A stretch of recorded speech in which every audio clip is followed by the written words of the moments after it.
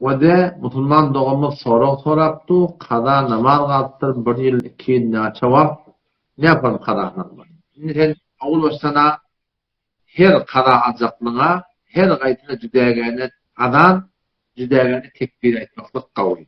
Adamını ödün etsen böyle, tekbirini ödün etsen böyle. Son kıymalı tertibi. Yok. Fakat avval kısmına adam hemen 5 yıl bırakacak da, avval kısmına adam qalanlarına tekbir de etsen böyle. Odam şu doğrultuda namazın ertesi namazda niyet ettiysem niyet kılıp ahir qalan ertesi namaz.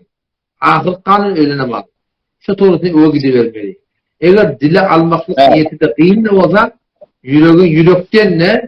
Yüreğinden ahir qalan öğle namazım qalsan lillahi teala Allahu ekber deyip varım dursam şöyle kefayet edeceğim.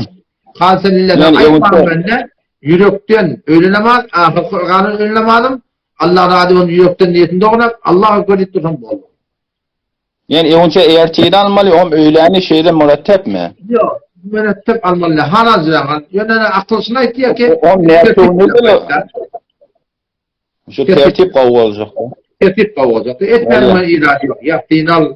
Yani içine utuvacı da kanağını almalıdır. Böyle. Böyle elin ağırmasın.